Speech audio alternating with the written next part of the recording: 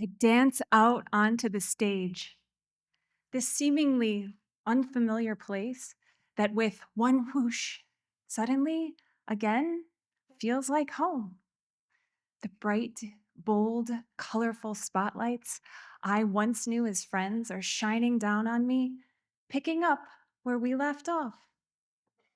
I'm noticing the smell of the black wooden floor while the clicks and shuffles of shoes fill my ears, an orchestra all their own. And the swirling colors of beautiful costumes, the feeling of warm lights on my face take me back 26-ish years ago.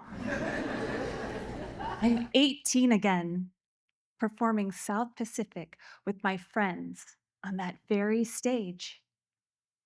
But this time, I'm not 18, I'm a wee bit older, and I am performing with my whole family.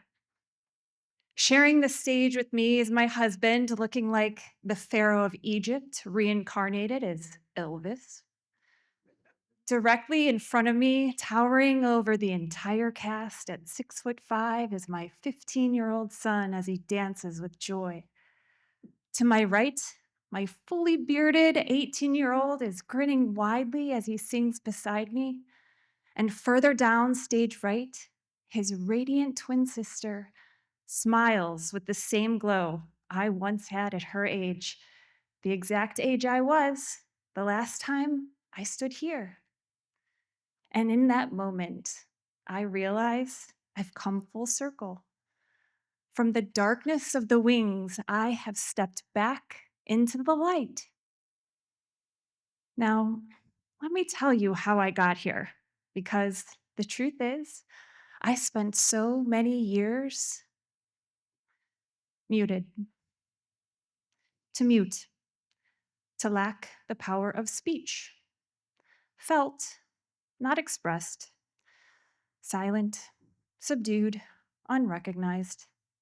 Yep, that was me. Years before, as a pastor's wife and a music leader on stage every week, I let jealous, malicious people scold me that I needed to tone it down because I was taking attention away from others. So I taught myself to channel the inner Barbie.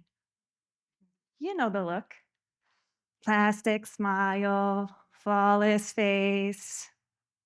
Because there's only one emotion a good Christian girl turned Stepford wife, pastor's wife, is supposed to feel, and that was happy, but not too happy, just enough happy. And so I performed my part on and off stage, shrinking my 5'9" frame to please the haters. I even muted my own vibrant, colorful personality, toning down like bright pink washed into a neutral beige. The irony is, hanging in my closet was the perfect reminder of everything I was suppressing: a bold dress, hot pink, with big, bright, beautiful circles, and the most glorious sleeves I had ever seen. Every time I walked past it, it taunted me. When will you be brave enough to wear me? But I wasn't. I could master the Barbie smile, but I couldn't step into the Barbie pink. Not yet. When I was in my 20s and my twins were 1.5, I had a miscarriage. Bleeding profusely, I ended up in the ER.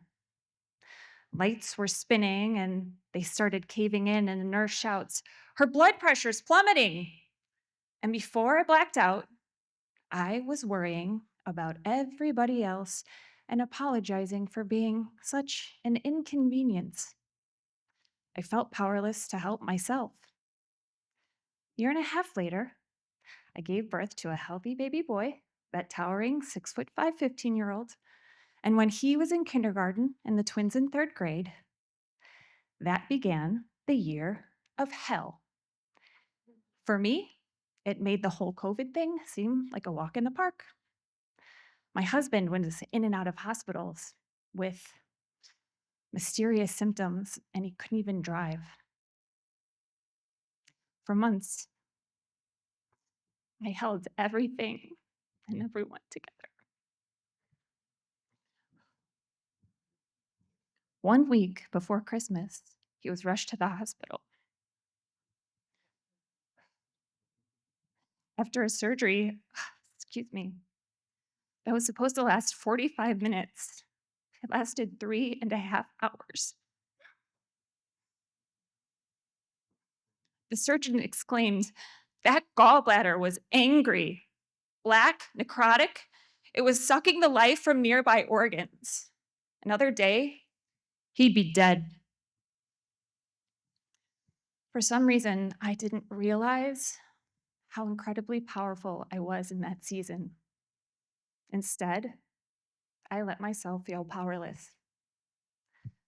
When I finally got to the point where I could start to process everything, we were moving to a different town. And it signified to me that life itself was moving. And I almost froze to stop it in defiance. Didn't it know I was still reeling from that hellish year? I could barely breathe. That powerless feeling continued into the rest of my life. The plus one at cocktail parties with CEO entrepreneurs. I'd shrink back as they asked the inevitable dreaded question, like nails on a chalkboard. "So, Jaina, what is it that you do?" "Uh, I'm just a mom." Now, I knew that being a mom is worthy of all the praise, and I absolutely love my children, but it didn't matter. I still felt small, and I still felt powerless. Resentment, anger, misery, they were all close companions. And I stopped doing the things I loved, like singing and trying to help everyone else feel big and not to take away attention from them. I made me small. I abandoned myself, forgot who I was. Then one day, I finally melted. Right before my kids got home from school, I looked down at my pajamas that were still on, the same ones from yesterday, and it was then that I decided to reintroduce myself to me. But how? Well, therapy seemed like a good place to start, and it was. From there, I found mentors. I started working out consistently. I studied neurolinguistic programming, became a certified hypnotherapist, and my life began to turn around. My kids even noticed the change.